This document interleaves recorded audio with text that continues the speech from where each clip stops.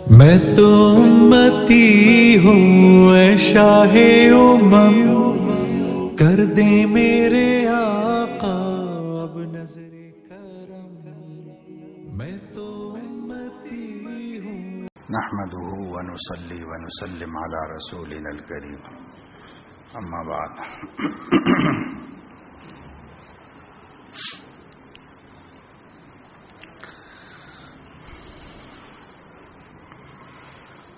قال النبي صلى الله عليه وسلم: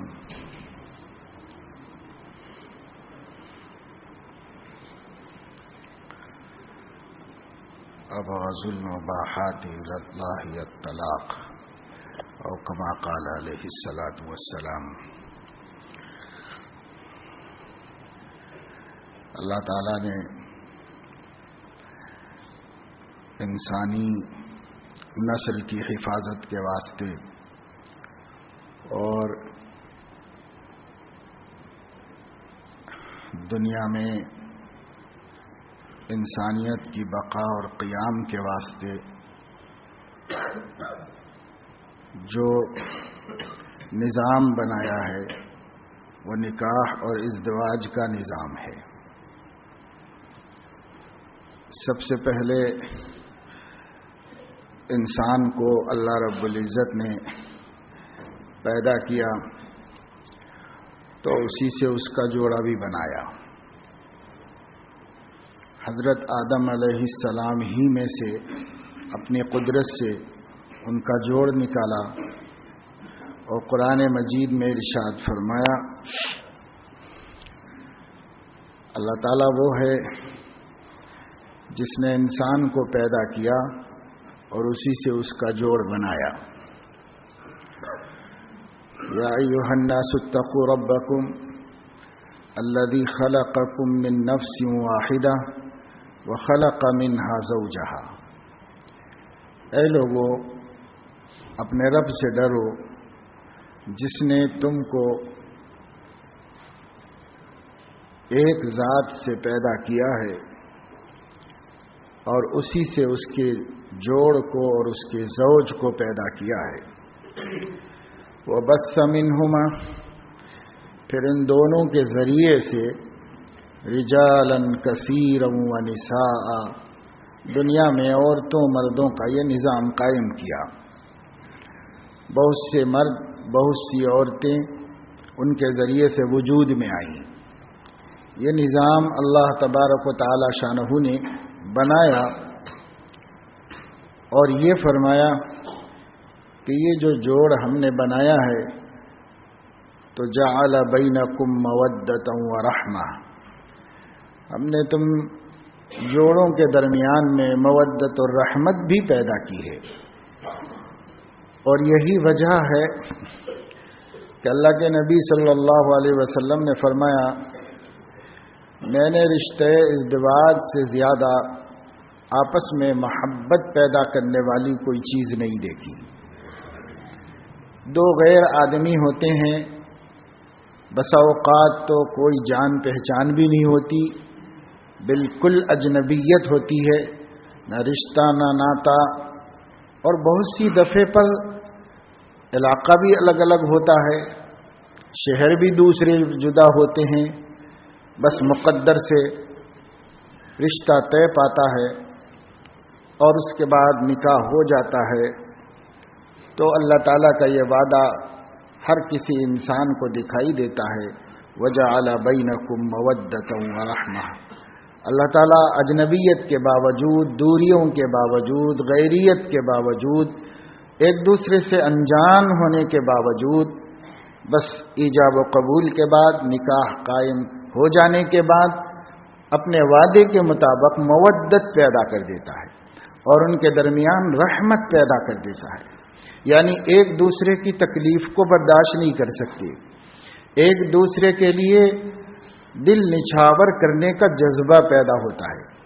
حالانکہ پہلے کچھ بھی نہیں تھا، جان پہچان بھی نہیں تھی، کوئی تعلق تھا نہ کوئی تعارف تھا، بس اسی ایک بول کے ذریعے جو اسلامی شریعت نے قائم کر دیا ہے، دونوں کے درمیان میں اللہ رب العزت محبت پیدا کرتے ہیں۔ اور اس محبت کو اس لیے قائم رکھتے ہیں کہ ان کے درمیان میں اتحاد و اتفاق قائم رہے، تو جتنے مقصد اس کام سے اللہ نے بنائے ہیں وہ مقاصد پورے ہوں۔ ایک مقصد بنیادی تو یہی ہے کہ نسل انسانی باقی رہے، اور اس طرح انسانوں کی پیدائش کا سلسلہ جب تک اللہ چاہیں چلتا رہے۔ اور دوسرا مقصد یہ ہے کہ آدمی کو ایک دوسرے کے ساتھ سکون حاصل کرنے کی دولت ملے۔ اللہ تعالیٰ نے اس میں تسکین کا سامان رکھا ہے، تو انسان مختلف وجوہات سے تشویش میں، پریشانیوں میں مبتلا ہوتا ہے، لیکن اس کے جوڑ سے اس کو سکون میسر آتا ہے اور اس کو سکون نصیب ہوتا ہے، راحت ملتی ہے۔ ایک مقصد اللہ رب العزت کا یہ ہے کہ دنیا کا نظام قائم رہے، اور یہ نظام ازدواجی اتحاد کے بغیر قائم نہیں رہ سکتا۔ اس لیے اللہ رب العزت نے دنیا کی آبادی کے نظام کو قائم رکھنا چاہا۔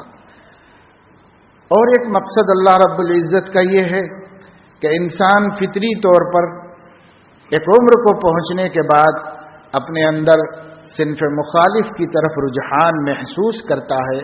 اگر وہ اللہ کے بتائے ہوئے طریقے پر پورا نہ کر سکے اور ایسا کوئی ملاپ نہ ہو سکے، ایسی کوئی صورت نہ پیدا ہو سکے، تو نتیجتاً وہ بد اخلاقیوں میں، گمراہیوں میں، آوارگیوں میں مبتلا ہو جاتا ہے، چاہے مرد ہو چاہے عورت ہو۔ تو اسلامی سماج میں تقدس، پاکبازی اور اخلاق کی بلندی اللہ تعالیٰ قائم رکھنا چاہتے ہیں، اس لیے اس مقصد کو بھی نکاح کا سبب بنایا گیا ہے۔ اور رسول اللہ صلی اللہ علیہ وسلم نے تو یہی مقصد اصلاً بیان فرمایا ہے۔ آپ صلی اللہ علیہ وسلم نے فرمایا، یا معشر الشباب من استطاع منکم الباءۃ فلیتزوج، اے نوجوانوں، جب بھی تم کو حقوق ازدواج ادا کرنے پر قدرت ہو جائے تو فوراً نکاح کرو۔ کیوں کرو؟ انہ اغض للبصر واحسن للفرج، آپ نے فرمایا کہ اس سے تمہاری نگاہیں نیچی رہیں گی اور تمہاری شرمگاہیں محفوظ رہیں گی، اس کے لیے نکاح کرو۔ تو اس کو اصیل مقصد رسول اللہ صلی اللہ علیہ وسلم نے بتایا کہ سماج پاکیزہ رہے، سماج میں بے حیائی نہ پیدا ہو، اخلاقی گراوٹ نہ پیدا ہو، اور سماج ایک دوسرے کے حقوق عزت کا احترام ملحوظ رکھنے والا بن جائے، اور کوئی کسی مرد سے کسی عورت کی عزت کو خطرہ نہ ہو اور کسی عورت سے کسی مرد کو خطرہ نہ ہو۔ اللہ تعالیٰ اس کو قائم رکھنا چاہتے تھے، اسی کے لیے فرمایا کہ وقت پر نکاح کرو، نکاح کرو گے تو تم عزت کے ساتھ رہو گے، یہ تمہاری آنکھیں دوسروں کی طرف نہیں اٹھیں گی، تمہاری آنکھ غلط جگہ پر نہیں جائے گی، تمہارے پاس اپنا حلال مال موجود ہوگا، تم اپنے حلال مال سے حلال استفادہ کر سکو گے، اور حرام کی طرف جانے سے تم محفوظ رہ سکو گے۔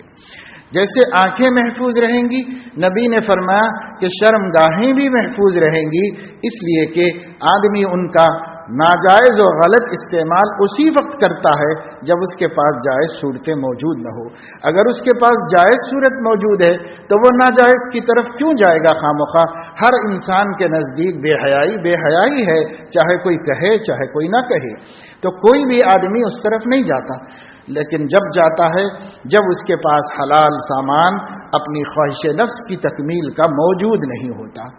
تو یہ کچھ اغراض ہیں جن کو سامنے رکھ کر اسلام نے نکاح کا حکم دیا ہے، اور پھر اس کے بعد اسلام یہ چاہتا ہے کہ یہ جو نکاح ہے تو یہ قائم رہے، یہ باقی رہے، انسان کو ایسا کوئی وقت نہ آئے کہ یہ ٹوٹ جائے۔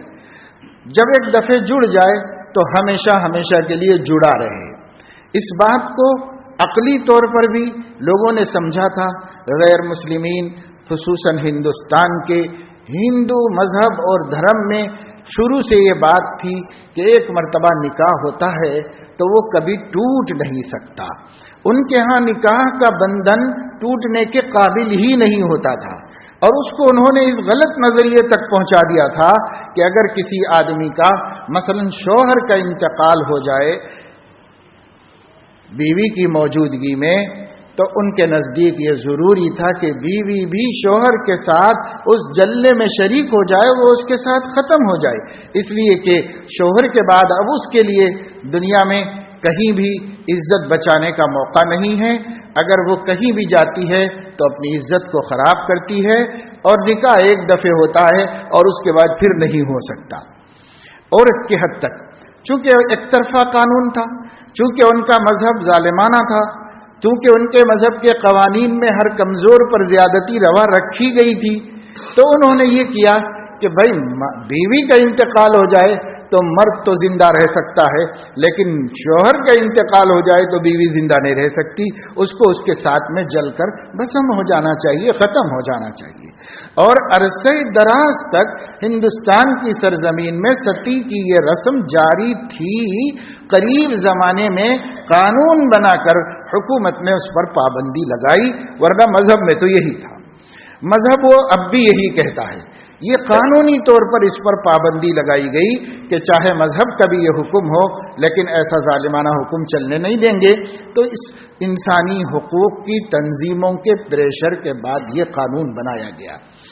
میں صرف یہ بتانا چاہتا ہوں کہ وہاں یک طرفہ ہی صحیح یہ سمجھا گیا تھا کہ نکاح ایسا بندھن ہے جو اٹوٹ ہے، اس کو ٹوٹنا نہیں چاہیے. اب اس کی شکل انہوں نے جیسی بھی الٹی سیدھی غلط بنا لی ہو الگ بات ہے، مگر انسانی عقل تو یہ بات مانتی ہے کہ یہ رشتہ ٹوٹنا نہیں چاہیے. اسلام انصاف لایا ہے. اسلام سب کے حقوق میں برابری لایا ہے. انسان کسی کمزور کو کمزور چھوڑنا نہیں چاہتا، بلکہ کمزور کو مدد پہنچا کر طاقتور بنا دیتا ہے.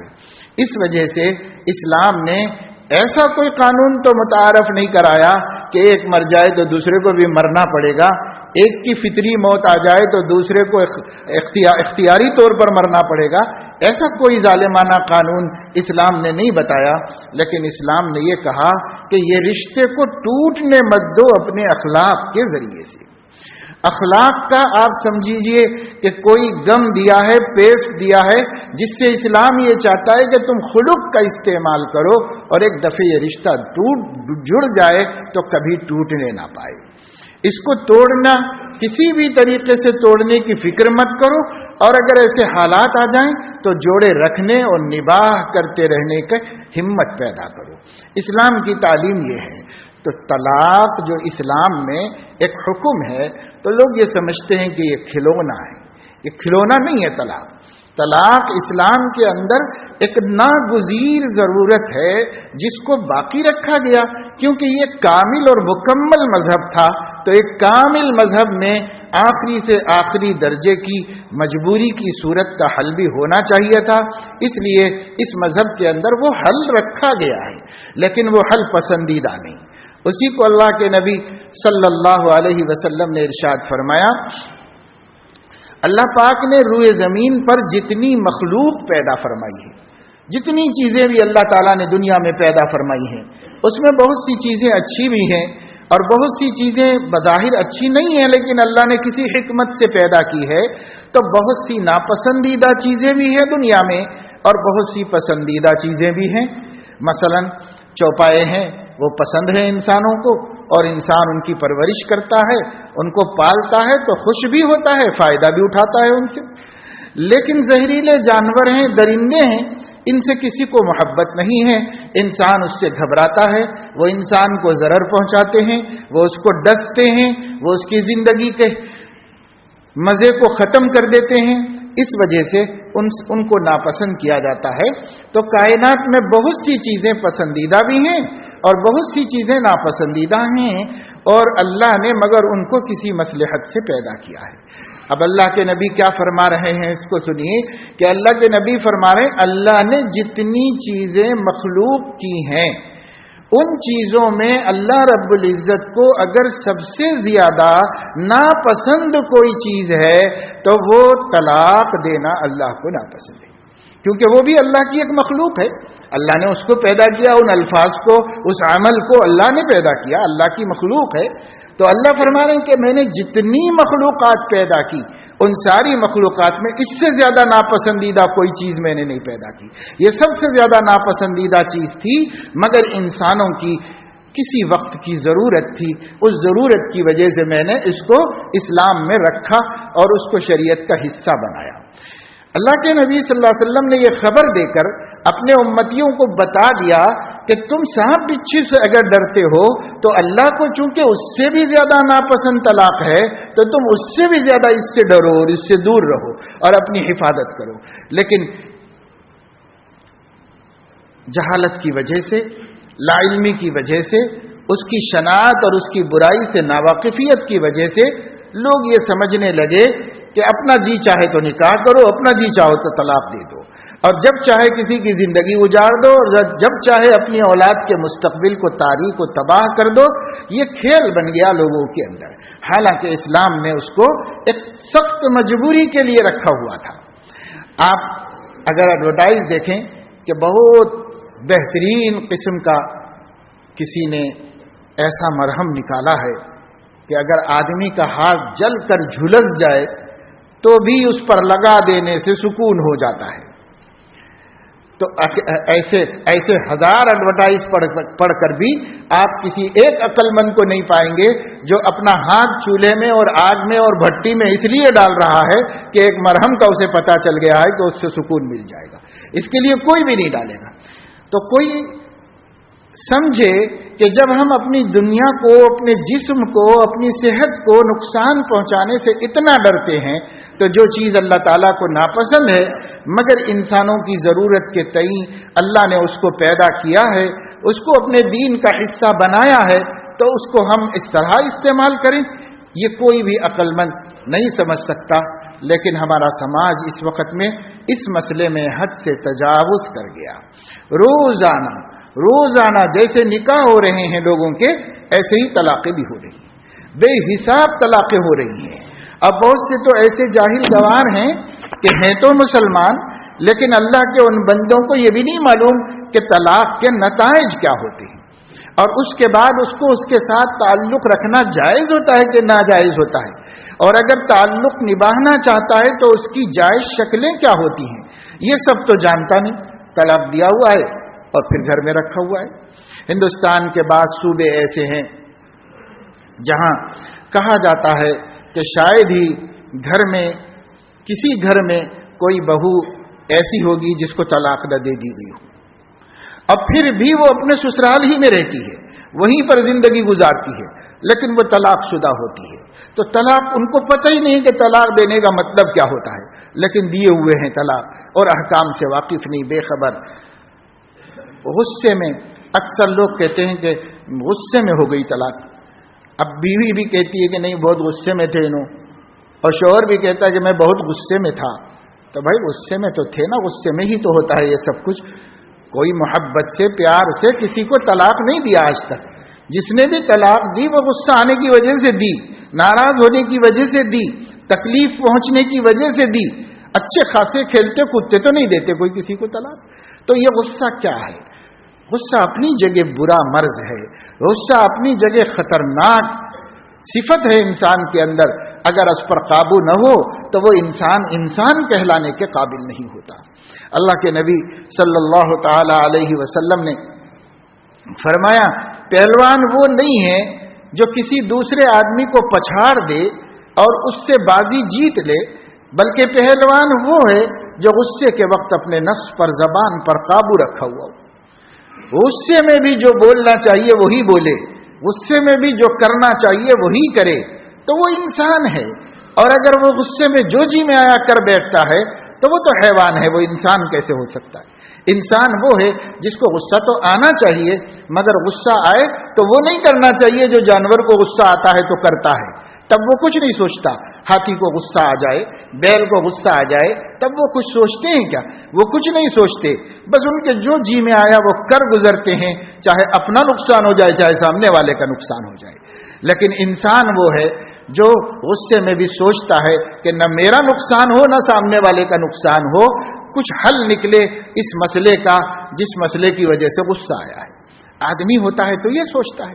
اللہ کے نبی صلی اللہ علیہ وسلم نے فرمایا کہ وہ غصہ ہو کہ مذاق ہو. ایک حدیث میں ہے کہ کفر اور طلاق ایسی چیز ہے کہ اس کا ہزل بھی حقیقت ہے اور حقیقت بھی حقیقت ہے. یعنی کوئی آدمی مذاق میں کرے تو بھی کفر ہے اور طلاق ہے, اور کوئی آدمی حقیقتاً جان بوجھ کر قصدن کرے تو بھی وہ کفر ہے اور طلاق ہے. کفر مذاق میں بھی کرنے سے آدمی کافر ہو جاتا ہے. مذاق میں بھی کفر کی بات نہیں بول سکتے, اسی طرح مذاق میں بھی طلاق کی بات نہیں کہہ سکتے. غصے میں بھی کوئی کفر کی بات کہہ دے تو اس کے کفر کا سبب ہو جائے گا. غصے میں بھی کوئی طلاق کی بات کہہ دے تو طلاق واقع ہو جائے گی. تو جہالت کا خاتمہ ہونا چاہیے اور ہمیں اس مسئلے کو سمجھنا چاہیے. مسلمانوں کو, نوجوانوں کو دین کا اتنا تو علم حاصل کرنا چاہیے کہ بھئی آپ نکاح کرنے جا رہے ہیں تو شادی بیاہ کیسے کرنا چاہیے, اور اس کے بعد نباہ کیسے کرنا چاہیے, اور اس کے بعد خدا نخواستہ نباہ نہ ہونے کی صورت پیش آئے تو اس وقت کیا کرنا چاہیے. جب آدمی شادی کر رہا ہے تو اسے یہ سب معلوم کرنا چاہیے نا. کاروبار کرتے ہیں تو ہر بات معلوم کرتے ہیں کہ قانون کیا ہے اور طور طریقہ کیا ہے, اور انکم ٹیکس کے اصول کیا ہیں, سیل ٹیکس کے اصول کیا ہیں. آدمی سب باتیں معلوم کرتا ہے تاکہ اس کو خسارہ نہ ہو. تو شادی کرتے ہیں تو بھی معلوم کرنا چاہیے کہ اسلام اس سلسلے میں کیا پیغام دیتا ہے, اس کی کیا تعلیم ہے. آج یہ باتیں معلوم نہیں ہونے کی وجہ سے ایسے ایسے واقعات پیش آ رہے ہیں. بیٹھے بٹھائے زندگیاں بکھر رہی ہیں, بیٹھے بٹھائے زندگیاں اجڑ رہی ہیں, معصوم بچوں کا مستقبل تاخت و تاراج ہو رہا ہے, اور یا پھر لوگ جو ہیں طلاق دینے کے باوجود پھر مل جا رہے ہیں اور پھر مل کے زندگی گزار لے رہے ہیں, اور اب آگے حرام تعلقات قائم کیے ہوئے ہیں اور بدکاری کے اندر مبتلا ہیں اور زندگی اسی طرح گزار رہے ہیں. تو یا تو معلوم ہے دونوں میں سے کسی ایک کو, تو کم سے کم اگلے گناہ سے تو بچے ہوئے ہیں, لیکن زندگی تو خراب ہو گئی, زندگی تو برباد ہو گئی. صحابہ کرام رضوان اللہ علیہم اجمعین کے زمانے میں ہر وہ چیز اللہ کی طرف سے پیش آئی جس سے دین کا عملی ثبوت بننا تھا. تو طلاق کے واقعات بھی پیش آئے اور وہ دین کا عملی ثبوت بن کر ہمارے سامنے آئے, اس لیے کہ رسول اللہ صلی اللہ تعالی علیہ وسلم نے جو چیز آپ کی شایان شان اور آپ کے مرتبہ بلند کے لائق نہ ہوئی, اللہ رب العزت نے حضرت محمد صلی اللہ تعالی علیہ وسلم سے اس پر عمل نہیں کروایا, لیکن صحابہ کرام سے اس پر عمل کروایا, اور صحابہ کرام کے ذریعے اس کی عملی صورت اور عملی شکل سامنے آئی. اللہ کے نبی صلی اللہ علیہ وسلم نے جیسے نکاح کرنے کے مسنون طریقے کو وجود بخشا ہے, جو نہایت باوقار, باعزت, کم خرچ, نہایت آسان, نہایت سہل ہے. اللہ کے نبی نے نکاح کا جو اصول دیا ہے اور جو طریقہ مسنونہ دیا ہے وہ بالکل آسان اور نہایت باوقار اور بالکل کم خرچ. اگر آدمی چاہے تو نکاح بے خرچ بھی ہے, کم خرچ تو ہے ہی, اس میں کوئی شک نہیں, لیکن اگر آدمی چاہے تو نکاح بے خرچ بھی ہے, اور نبی کی زبانے میں بے خرچ نکاح بھی ہوا. یہاں تک کہ کسی کے پاس مہر دینے تک کی بھی گنجائش نہیں تھی تو اللہ کے نبی صلی اللہ علیہ وسلم نے کسی کو تو یہاں تک فرما دیا, قرآن کی کتنی صورتیں یاد ہیں, تو کہا اتنی صورتیں یاد ہیں. اللہ کے نبی نے فرمایا اپنی بیوی کو سکھا دو, یہی اس کا مہر ہے. اللہ کے نبی صلی اللہ علیہ وسلم نے تو اتنا آسان کر دیا, اور پھر بعد میں اس کا اصول ضابطہ بنا دیا کہ بھائی نہیں, کچھ نہ کچھ دینا چاہیے مہر, نہ دے سکے تو ادھار رکھ لے, اپنے کو اللہ جب موقع دے تو تب دے دے, لیکن دے. تو یہ ایک خرچ ہے, اس کے علاوہ کیا خرچ, اس کے علاوہ کوئی خرچ اسلام میں نکاح کے سلسلے میں نہیں, کوئی خرچ رکھا ہی نہیں اسلام نے. اور کوئی خرچ ہوگا تو وہ بہت سے بہت مستحب ہوگا، بہت سے بہت جائز ہوگا، لیکن اسلام کی طرف سے لازم نہیں، اسلام کی طرف سے واجب نہیں کسی کے اوپر۔ تو نکاح کو جیسا طریقہ بتایا، طلاق کا بھی مسنون طریقہ بتایا گیا۔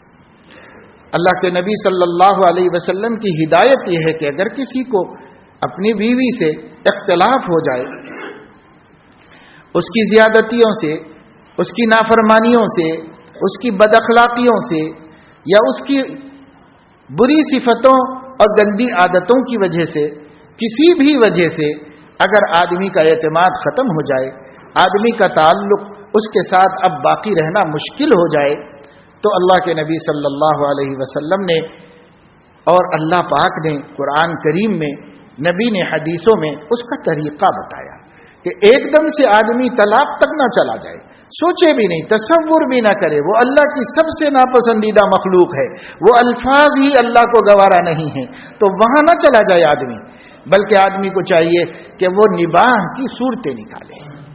قرآن کریم کہتا ہے کہ پہلے تو تم ایسا کرو کہ ان کو سمجھاؤ بجھاؤ، نصیحت کرو، تربیت کرو۔ اس کو نہیں معلوم ہوگا کہ شوہر کا مقام کیا ہے، اس کو بتاؤ کہ شوہر کا مقام اللہ رسول کی نظر میں کیا ہے، احادیث شریفہ اس کو سناؤ۔ ہم یہ کرتے ہیں کہ اپنا مقام اپنی زبان سے بتاتے ہیں۔ اپنی زبان سے کا مطلب یہ ہے کہ ہم یہ کہتے ہیں کہ میں شوہر ہوں، میری ماننا چاہیے، میں شوہر ہوں، جو بولے سننا چاہیے، یوں کہتے ہیں۔ اور اگر ہم اس کے بجائے یوں کہیں کہ اللہ کے نبی صلی اللہ علیہ وسلم نے یہ فرمایا ہے، اللہ کے نبی صلی اللہ علیہ وسلم کی دیکھو یہ حدیث ہے، یہ اللہ کے نبی صلی اللہ علیہ وسلم کا ارشاد گرامی ہے، میں تو کچھ بھی نہیں بھائی، اللہ کا ایک عاجز بندہ ہوں، لیکن اللہ کے نبی نے تمہاری عافیت اس میں رکھی ہے، آخرت بھی تو ہے بھائی، مرنے کے بعد اللہ کے سامنے جانا بھی تو ہے۔ اگر میں ظلم کر رہا ہوں تو مجھے بتاؤ، میں بھی اپنی آخرت درست رکھنا چاہتا ہوں، لیکن آپ غلطی کر رہے ہو، میں آپ کو یہ بتا رہا ہوں۔ تو اگر آدمی اللہ رسول کے حوالے سے خود حقوق ادا کرتے ہوئے اس کی اصلاح کی فکر کرے تو اکثر اسی پہلے مرحلے میں کامیابی نصیب ہوتی ہے۔ اکثر آخر ایمان والی وہ بھی ہے، اس کو بھی اللہ کا خوف ہے، اس کو بھی مرنے کا احساس ہے، لیکن ہم اس حوالے سے تو کبھی نہیں کرتے بات۔ جب بھی بات کرتے ہیں اپنی شان کے حوالے سے کرتے ہیں، اپنے مقام کے حوالے سے کرتے ہیں، تو اس صورت میں عورت یہ سمجھتی ہے کہ تم شوہر ہیں تو میں بیوی ہوں، دونوں برابر ہیں، دونوں میں کیا فرق ہے؟ تو وہ یہ بات آتی ہے اور اسی وجہ سے اطاعت نہیں ہوتی۔ اطاعت کی صورت یہ ہوتی ہے کہ اللہ تعالیٰ نے قرآن مجید میں فرمایا سمجھاؤ، نصیحت کرو، فعظوہن، نصیحت کرو، تاکید کرو، بار بار توجہ دلاؤ۔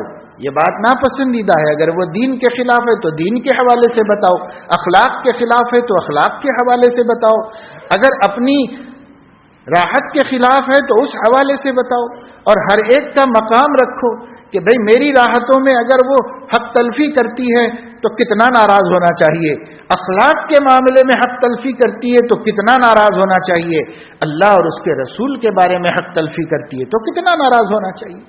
اگر ہم تجزیہ کر کے دیکھیں، اپنے معاملے میں سب سے زیادہ ناراض ہوتے ہیں، اللہ رسول کے معاملے میں تو کچھ بولتے ہی نہیں، کبھی خفا ہی نہیں ہوتے اس کے معاملے میں۔ یہ ہمارا اپنا طریقہ ہوتا ہے۔ تو میرے دوستو، اللہ نے فرمایا پہلا کام یہ ہے کہ عظوہن، نصیحت کرو، تاکید کرو، سمجھاؤ بجھاؤ، حق ہے تربیت کرنا، تربیت کرنے کا حق ادا کرو، ان کے سامنے دین رکھو، جو صورتیں ہو سکتی ہیں اس کے اندر خوف خدا پیدا ہونے کی وہ صورتیں اختیار کر کے خوف خدا پیدا کرو اس کے اندر۔ اللہ سے ڈراؤ، اپنے سے مت ڈراؤ، اپنے کو تو مہربان اور رحمان بناؤ، نہایت مہربان بناؤ، اپنے سے مت ڈراؤ، اللہ سے ڈراؤ کہ اللہ رب العزت جو ہیں وہ بہت بڑے ہمارے محسن ہیں، ہمارے خالق ہیں، ہمارے مالک ہیں، ہر نعمت اسی کا عطیہ ہے۔ اگر وہ ناراض ہو جائے تو ہمارا کیا ہوگا؟ پھر ہماری بگڑی کون بنائے گا؟ اس لیے اللہ کو نہ ناراض کرو، یہ سمجھاؤ اللہ کے حوالے سے۔ اور پھر فرمایا وَاهْجُرُوهُنَّ فِي الْمَضَاجِعِ، اللہ تعالیٰ فرما رہے ہیں اس سے کام نہ بنے، تھوڑا خفگی کا اظہار کرو، اس کو اس کے بستر پر چھوڑ دو۔ مفسرین نے، شارحین حدیث نے صراحت کی ہے دوسری احادیث اور روایات کو سامنے رکھ کر کے کہ اسی بستر پر دوسری طرف کروٹ کر کے سوئے اور ناراضگی کا عمل سے اظہار کرے. ایسا نہیں کہ وہ حجر کے معنی یہ ہے کہ اسے رکھ چھوڑے اور اس کی کوئی پرواہ نہ کرے اور پوچھے نہیں، اس کی اجازت نہیں ہے. بلکہ یہ ہے کہ بس اپنے طرز عمل سے ظاہر کرے کہ میں خوش نہیں ہوں، مجھے تکلیف ہو رہی ہے، میں ناراض ہوں. اس کے ہاتھ سے بنا ہوا نہ کھائے، نہ کھا کر اظہار کرے کہ مجھے تکلیف ہو رہی ہے، آپ یہ بات ہی نہیں مانتے تو میں کیا کروں، مجھے تکلیف ہو رہی ہے، اس لیے میں تکلیف کی وجہ سے ناراض ہوں، میں تکلیف کی وجہ سے خفا ہوں. خفا ہو کر بتائے. اور خفا ہونے کا بھی کوئی معیار ہونا چاہیے میرے دوستو. آدمی چھوٹی چھوٹی باتوں میں بلا وجہ خفا ہوتا رہتا ہے تو اس کے خفا ہونے کی ویلو گھٹ جاتی ہے اور اس کی اہمیت سامنے والے کے سامنے، بیوی تو کیا بچوں کے سامنے بھی ختم ہو جاتی ہے. بچے بھی کہتے ہیں ایسے اونٹ لیتے ہیں بابا، ایسی کرتے ہیں بولتے، بچے بھی اس کی اہمیت ختم کر دیتے ہیں. اس لیے کسی اہم موقع پر بقدر ضرورت خفا ہونا چاہیے. خفا ہونے کا بھی کوئی طریقہ ہوتا ہے. ایسا نہیں کہ آدمی بھائی ہر چھوٹی بات میں جھٹ پٹ کرتا رہے اور اس کے بعد پھر اس کی کوئی اہمیت ہی باقی نہ رہے تو ہم خود موضوع مذاق بن جاتے ہیں، ہماری اہمیت ختم ہو جاتی ہے. اہمیت جب ہوتی ہے جبکہ ہم ناراض نہ ہوتے ہوں اور بہت پیار محبت سے رہتے ہوں اور کبھی روٹ جائیں تو اس کی بڑی اہمیت ہو جاتی ہے کہ صاحب روٹ گئے، بڑا ابو روٹ گئے. بیوی سوچتی ہے کہ میرے شوہر ناراض ہیں، کیا فائدہ، زندگی کا مزہ ختم ہو گیا.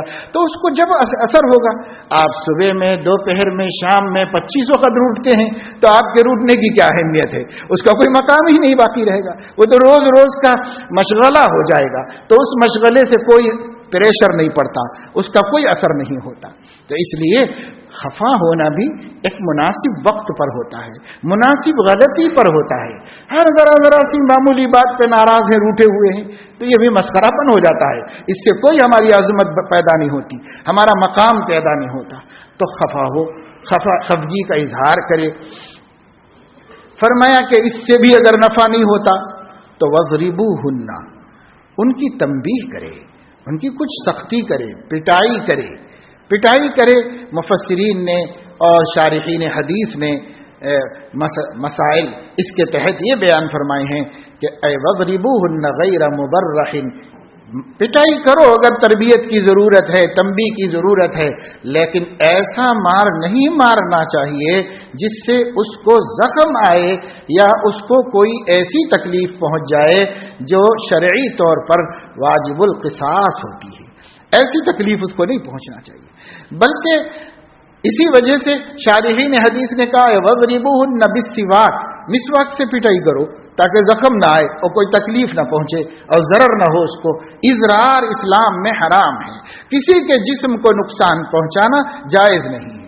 اس وجہ سے اضرار حرام ہے. تو وہ مارنے کا یہ مطلب نہیں ہے. مارنے کا مطلب یہ کہ آپ ایک ڈھول لگائیے تاکہ اس کو احساس ہو کہ شوہر نے میرے اوپر ہاتھ اٹھایا ہے، یہ احساس ہو.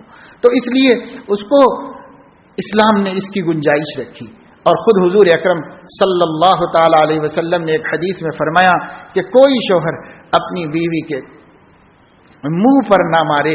منہ تو اللہ کے سامنے رحمان کے قدموں میں رکھا جاتا ہے، اس کے اوپر کبھی نہ مارے. اور اگر اس پر مارے گے تو یوں بھی عقلی طور پر سوچو کہ تم نے دن میں اس کے منہ پہ تھپڑ مار دیا ہے، لیکن رات ہوگی تو تم کو خود اس کے منہ کی ضرورت پڑے گی. تو اس لیے اس وقت بے حیا بننا پڑے گا. اس وجہ سے اللہ کے نبی صلی اللہ علیہ وسلم نے فرمایا ایسی حرکت مت کرو جس سے اپنا وقار مجروح ہو جائے، ایسی حرکت مت کرو جس سے ہم کو آگے اس کے آگے جھکنا پڑے. اس لیے ایسی حرکت مت کرو، سمجھداری والا کام کرو اور جو ہے اپنا بڑا پن اور اپنا وقار مردانگی کا برقرار رکھو. تو اللہ کے نبی صلی اللہ علیہ وسلم نے فرمایا کہ کوئی ایسی ضدی ہے کہ بھائی اس کی اصلاح ایسے ہی ہو سکتی ہے تو پھر ایسا کر کے دیکھو. اس کے بعد اللہ رب العزت فرما رہے ہیں کہ اس سب تدبیروں سے بھی کوئی فائدہ نہیں ہوتا اور کوئی تربیت نہیں ہو رہی ہے، حال بدل نہیں رہا ہے اور وہ اتنی نقصان دہ ہے کہ اب اس کے ساتھ زندگی گزر ہی نہیں سکتی. اللہ تعالیٰ نے فرمایا ایسا کرو کہ ان کے گھر والوں میں سے ایک سمجھدار آدمی کو اور اپنے خاندان میں سے ایک سمجھدار آدمی کو حکم بناؤ. حکم بناؤ یعنی پنچایت بٹھاؤ، اپنے گھر کے حد تک اپنے ہی گھر میں، دو خاندانوں سے باہر نہ جائے، دو خاندانوں کے اندر اس کو رکھو. اور اس کے بعد پنچایت ایسی بٹھاؤ کہ ایک آدمی سمجھدار لڑکی والوں کی طرف سے، ایک سمجھدار آدمی لڑکے والوں کی طرف سے، ان دونوں کو بٹھاؤ اور بٹھا کر دونوں اپنی اپنی تکلیف ان کو سناؤ، اور وہ دونوں مل کر اخلاص کے ساتھ اللہ کے واسطے کس کی غلطی ہے اس کو غور کریں، اس کو سمجھا دیں، اس کو نصیحت کر دیں، تنبیہ تاکید کریں۔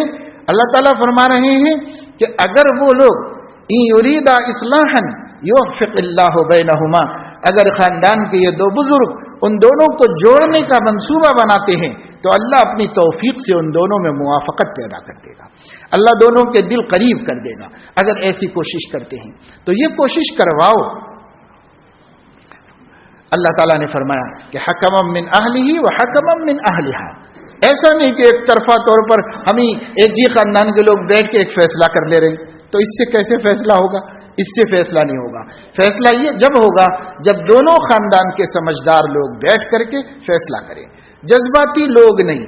نوجوان کو اس میں انوالو کریں گے، نوجوان بس جذبات میں آتے ہیں اور یہ کہتے ہیں کہ نہیں ہماری بہن کو ہم لے کے چل جائیں گے، ہمارے کو پالنا بوجھ نہیں ہے، ہم ماریں گے، ہم توڑ دیں گے، اس کا ایسا کر دیں گے، ویسا کر دیں گے، ان کو نہیں۔ اس لیے اللہ تعالیٰ نے فرمایا حکم ہونا چاہیے، وہ اس کے اندر حکمت ہونی چاہیے، اس کے اندر معاملہ فہمی ہونی چاہیے، اس کے اندر توڑ کے بجائے جوڑ کی صلاحیت موجود ہونی چاہیے۔ ایسے لوگوں کو بٹھاؤ اور ایسے لوگوں کے ذریعے سے بات کرو۔ ان میں عورتوں کو انوالو کرو گے تو وہ اپنی جذباتی بات کرتی ہیں، عقل بعد میں آتی ہے، پہلے گفتگو ہوتی ہے۔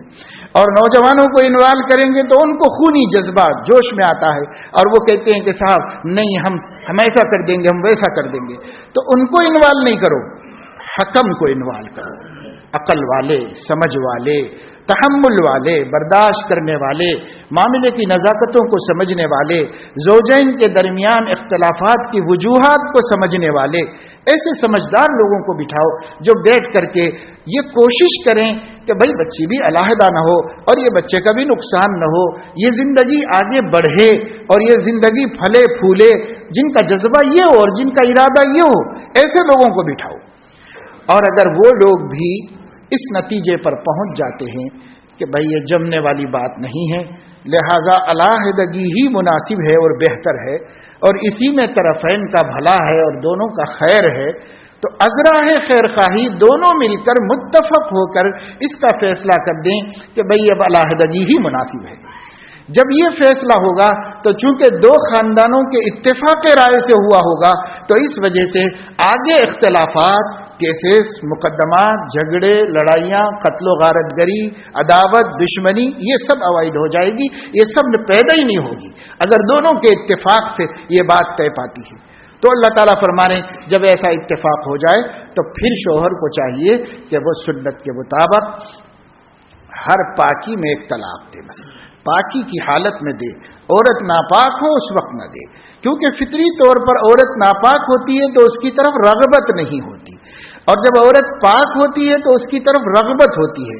رغبت کے زمانے میں فیصلہ کرے گا تو یہ سمجھ میں آئے گا کہ واقعی ضرورت سمجھتا ہے اور واقعی یہ ایک نتیجے پہ پہنچا ہے، اس لیے پاکی کے زمانے کا انتظار کرے اور پاکی میں آنے کے بعد طلاق دے، اور ایک ہی طلاق دے، ایک ہی طلاق دے، کیونکہ اس طلاق کے بعد اگر طلاق کے نتائج سامنے آتے ہیں تو رجوع کرنے پر آمادہ ہو جاتے ہیں، تو اس کا چانس باقی رکھنا چاہیے۔ اس لیے پاکی کے زمانے میں دے اور ایک ہی طلاق دے، اور چھوڑ دے ایک طلاق سے بھی وہ علیحدہ ہو گئی زوجیت سے اور اس کی نکاح سے نکل گئی، ایک سے بھی نکل جاتی ہے، ایک ہی کا استعمال کرے، ایک ہی سے طلاق دے۔ اور اس کے بعد اکثر ایسا ہوتا ہے 99% کہ اس فعل پر ندامت ہوتی ہے، آگے حالات خود سوچنے کا موقع ملتا ہے، بیوی بھی کبھی واقعی غلطی ہوتی ہے تو بھی درست ہو جانے کا ارادہ کر لیتی ہے، شوہر کو بھی احساس ہوتا ہے کہ بھئی اب جیسا بھی ہے چلا لیں گے، اگر وہ معافی مانگنا چاہتی ہے، اگر وہ رجوع کرنا چاہتی ہے تو اس وقت میں رحم آ جاتا ہے، اور اگر ہم نے ایک ساتھ پہلے ہی جو ہے طلاق دے رکھی ہے تو اب کیا کریں گے، اب تو کچھ نہیں کر سکتے۔ اس وجہ سے حکم یہ ہے ایک طلاق دے، پاکی کے زمانے میں دے، اور دے کر اس معاملے کو ختم کرے اور وقفہ چھوڑ دے۔ اس وقفے میں انسان کی عقل ٹھکانے لگے اور وہ جو آ کر علماء سے کہتے ہیں نہیں میں غصے میں تھا، تو اگر وہ غصہ اتر جائے اور اتر کر پھر احساس ہو جائے تو بھائی معاملہ تو تمہارے ہی ہاتھ میں ہے. تم کسی بھی ایسے ذریعے سے، جس ذریعے سے کوئی اپنی بیوی کے ساتھ محبت اور پیار کا معاملہ کرتا ہے، اس کو رجوع کر لو، زبان سے رجوع کر لو، کسی بھی طریقے سے رجوع کر لو، تو وہ رجوع ہو گئی اس کی، پھر سے بیوی اس کی بن جائے گی. لیکن 3 طلاق کے حقوق میں سے ایک ختم ہو جائے گا، پھر وہ کبھی لوٹ کے نہیں آئے گا. اب 2 ہی باقی رہیں گے. اگلی زندگی میں احتیاط کرنا چاہیے کہ ایسی کوئی نوبت نہ آئے، اس کا احتیاط کرنا چاہیے. تو اللہ کے نبی صلی اللہ علیہ وسلم نے تو اپنا طریقہ بتا کر، سنت قائم کر کے امت کو اس مصیبت سے نکال لیا جو مصیبت جاہلانہ طریقے پر طلاقیں دے دینے کے بعد پیش آتی ہے کہ صاحب اب مارے پھر رہے ہیں کہ نہیں اب میرا ارادہ ہے. اب ارادہ ہونے سے کیا ہوگا؟ اگر انسان ایک ساتھ اپنی بیوی کو 3 طلاقیں دے دے تو 3 ہی کا حق پوری زندگی میں تھا، تو اس نے جب اس کو دے دیا تو کچھ بھی باقی نہیں رہا. اور قرآن کہتا ہے کہ وہ اب رجوع نہیں کر سکتا حتی تنکح زوجا غیرہ، جب تک کہ وہ کوئی اور نکاح کر کے وہاں سے چھوٹ کے نہ آئے، اس سے پہلے اب یہ شوہر اس کو رجوع نہیں کر سکتا اور اس سے دوبارہ نکاح نہیں کر سکتا. تو قرآن کریم نے اس پر سخت پابندی بٹھا دی اور پہرا لگا دیا. تم نے تمہارے تیرکش کے 3 تیر یوز کر لیے تو اب تمہارے پاس کچھ بھی نہیں ہے، اب ختم ہو گیا تمہارا حق، اب رجوع نہیں کر سکتے. تو سنت والی طلاق، پہلے تو طلاق ہی نہیں دینا، اور طلاق سے بچنا، نباہ کی کوشش کرنا، تکلیفیں اٹھا لینا. سورۃ التحریم کا آخری رکوع خوب اچھی طرح سمجھ کے پڑھو، عورتیں بھی پڑھیں مرد بھی پڑھیں.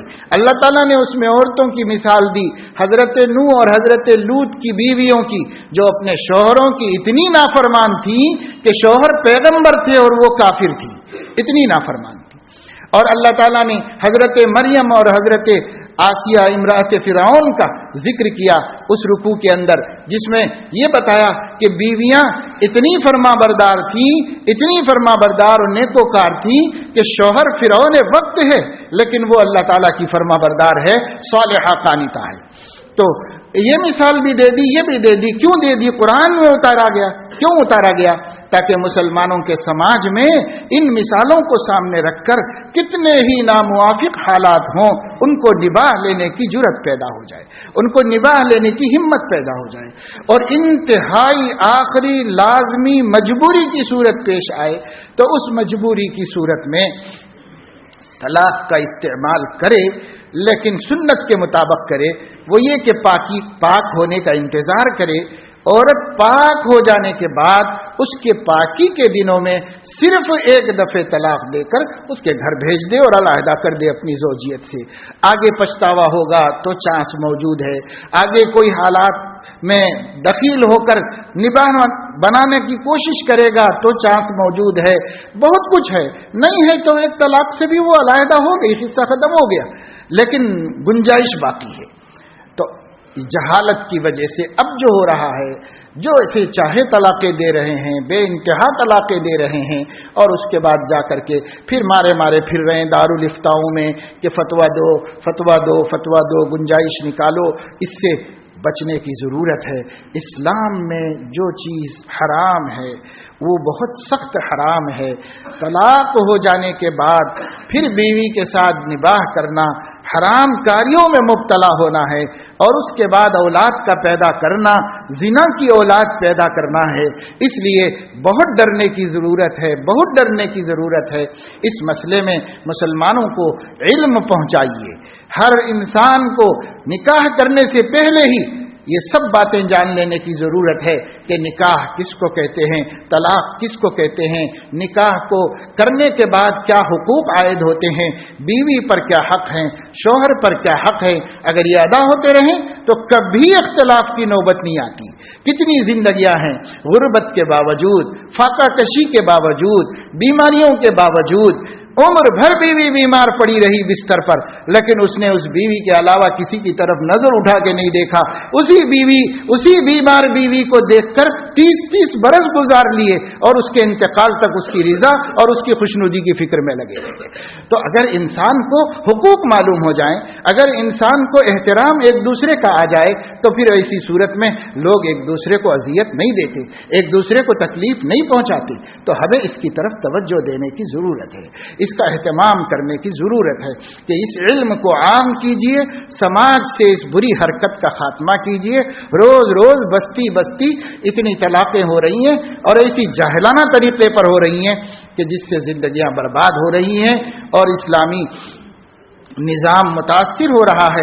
लोगों में बदनामियां हो रही हैं, अदालतों में बदनामियां हो रही हैं और इस्लाम के बारे में ये समझा जा रहा है कि साहब इस्लाम ने तलाक का हक रखकर इंसानी समाज पर बड़ी ज्यादती कर दी है। हालांकि उनको सही तौर पर यह भी नहीं मालूम कि इस्लाम में तलाक का मकाम क्या है और इस्लाम में तलाक की अहमियत क्या है। अल्लाह ताला हमें तौफीक दे और हम सब इस बात का इरादा करें कि इस दवाजी जिंदगी को अल्लाह की रिजा के खातिर, नबी की खुशी के खातिर, आखिरत के अज्र के खातिर तलखियों के बावजूद निभाह लेने का अपने अंदर हौसला पैदा करें और उन तलखियों को अल्लाह रसूल की तालीमात के जरिए से ख़त्म करने का सामान करें। और घर की इस्लाह दीन के जरिए से होगी, किसी और जरिए से नहीं हो सकेगी। इसको मान कर चलें तो इंशाअल्लाह ताला ऐसी नौबत नहीं आएगी। और अगर ऐसी नौबत आ जाए तो पहले उलमा से जायज़ और मसनून और सही तरीक़ा मालूम करें और उसके मुताबिक इक़दाम करें। अपनी जहालत से, गुस्से से कोई काम ना करें जिसका नुकसान खुद हमारी तरफ लौट कर आना है और हमारे समाज को नुकसान पहुँचता है। अल्लाह ताला अपने फजल व करम से तौफीक अमल नसीब फरमाए। व आखिर दावाना।